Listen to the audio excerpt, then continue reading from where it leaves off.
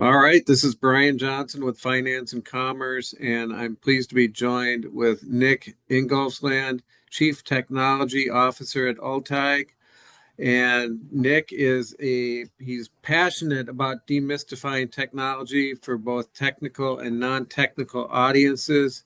He brings a practical leadership-driven approach to topics that are too often discussed only in theory. Nick, how you doing today? I'm doing wonderful, Brian. Thank you for having me. Well, I gave you a very brief introduction there, but I was wondering before we get too much into our topics at hand, if you could just tell us a little bit more about yourself and how long you've been with Alteg and what your role is with the company. Yeah, so thanks. I've been at Ulteig for coming up on 18 years now, so an eternity in tech spaces. My role here is as Chief Technology Officer. So the way I like to think about it is I wear two hats, and they're very different hats. One is all about making sure folks have the tools to do their jobs. We keep them available, we keep them safe, we keep them secure. The other hat is about changing the way that we do business. That's kind of the digital side of our world. And it's about transforming how people deliver work, integrating AI, leveraging advanced tools, and putting stuff in place that really improve the client experience for our folks in our lifeline sectors, power, renewables, transportation, and water. Okay, very good. And just to jump right in, wonder if you could talk a little bit about how AI and automation are changing the way projects are designed and delivered. Yeah, that's a big one. So I'll tell you, I don't have a crystal ball. I can talk a little bit about what we've got going on now and where I think it's going. And I think those are two pretty different places. So today, Alteg is doing a lot of different things with AI amongst other advanced technologies to make sure that we're both delivering the best value we can for our clients and kind of leveraging those tools to make employees work better, remove some of those tasks that perhaps can be removed so they can focus on the best parts of their job. So today, I think where we've had some really big successes has been around automating things like quality control. So you might think of an engineering plan set in simple terms as being like a 300-page stack of IKEA drawings.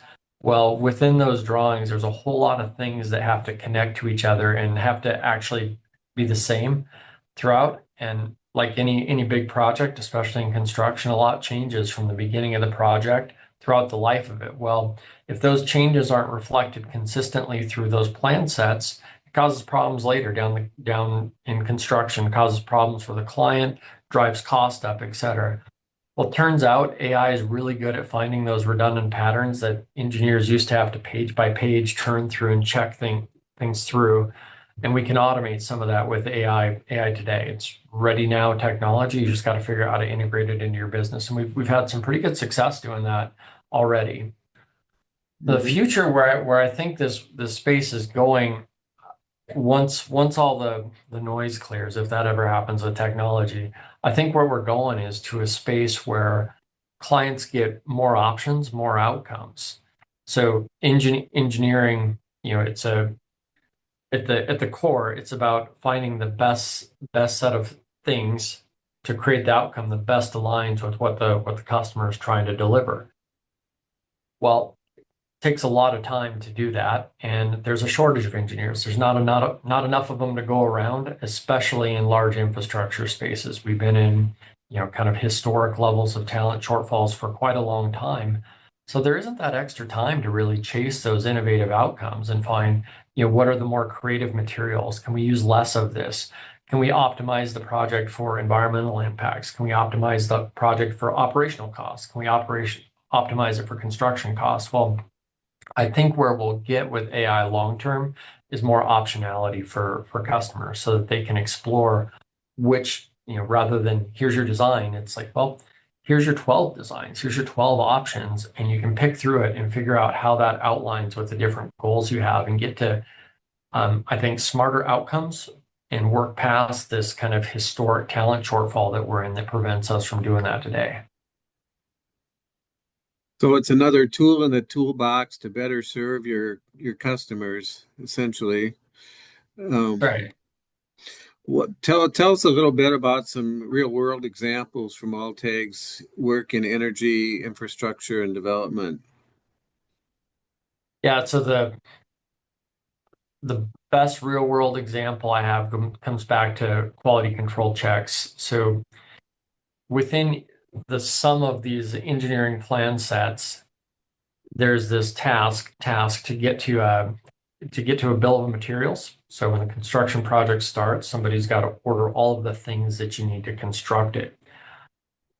Well, in most projects, that's accomplished by way of counting things, either with some software or a series of softwares, and then humans going through and validating that they have all the right quantities on there so it gets ordered. And in some cases, if you make a mistake there, it can create weeks of delay or months of delay. It can create real problems on the project later. That's been a real world example that we've had in automating that specific workflow and having frankly really good success there using different AI tools that are out there and available today and doing that. Can you talk a little bit now about the growing importance of cybersecurity and tech leadership for firms working on critical infrastructure? Yeah, so it's an interesting topic, cybersecurity, um, because it's kind of back to where I started, the two hats thing. So on the one hand, like a CTO has got to find ways in the digital space to change how folks are working and say yes to all of these new technologies. At the same time, most of these come with a caveat. They create some kind of challenge or risk both for the business and for customers. We Altai, we've had, because we do work with electric utilities on large transmission lines, critical infrastructure, we've had a really mature cybersecurity program integrated with our business, integrated with how we deliver work and work for clients for quite a number of years. And we're really fortunate to be in that space. In today's world, I think the two kind of scary things going on with AI in particular that you got to account for with cybersecurity are one, the quality and frequency of social engineering stuff has really changed. You used to be able to train your employees like, hey, you can spot the phishing email because they're not spelling stuff right, or everybody got the same message. There are patterns you could kind of follow. With AI at everybody's disposal, the kind of the way those attacks work, they've leveraged those tools to get a lot smarter. The social engineering is a lot more sophisticated and more customized to the individual being attacked now. The other side of it is automated attacks. So kind of the more techie thing. Imagine you're seeing in a movie and it's the black screen with all the text going across it kind of thing. The very automated techie attacks that are out there, the intersection of AI that's available now and kind of hostile bad actors from foreign states is a pretty scary intersection right now. So the number of shots on goal that they can get in play because it costs less because of AI, because the AI tools can attack more frequently, it really increases the risk area of the attack surfaces that businesses have to pay attention to. So the way I think about that space is you got to have great partners. You got to have partners out there that can tell you where your blind spots are, tell you what risks you're not looking at, and then you've got to integrate that in your program, and that program's got to reach all the way out to the people side of it because tech controls aren't enough. Hmm. And tell us a little bit more about the future of work in the AEC industry and how emerging technologies are reshaping roles, company culture, and talent strategies. Yeah, so this is something I'm pretty passionate about here, Brian. So I think what we're seeing with AI in particular and the way it's advancing is actually something rather different than with technology than what we've seen before. So I think over the last, pick your number of years that technology has been highly integrated with corporate America, 30, 40 years, pick your number, depending on your industry. Employees have essentially been taught to wait for an IT department to hand you a fully baked tool and then get your training, and then you use it exactly the way that you were trained to use it. And by the way, don't color outside the lines. Use it exactly like this and only like this. And that's served folks rather well. but things are moving too fast right now, and there are too many tools available. And I think where we're heading is to a space where employees are going to have to relearn how to tinker, relearn how to be curious, and not wait to be given fully baked tools. They're going to have to get their hands dirty. They're going to have to explore how to use maybe some of these low code, no code platforms like Power Automate that have been out there for a while, but maybe they don't use them because they think their IT department thinks it's not okay, or maybe they don't understand, and that's okay if they don't. But I think where we're going to is a space that between AI and other advanced automation techs, I think all employees, especially in highly technical spaces like engineering, are going to have to relearn how to tinker, and they're going to have to get involved with these tools to be successful.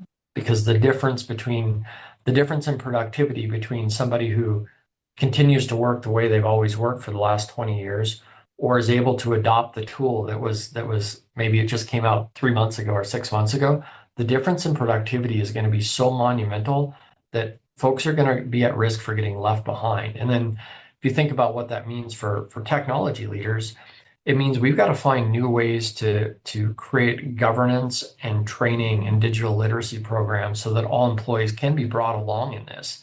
They can get curious, they can feel confident in that space. And then for business leaders, it's a rethink on how technology plays in things. Digital is fundamentally a business challenge, not a technology challenge. How do you leverage new tools to create value for your customers?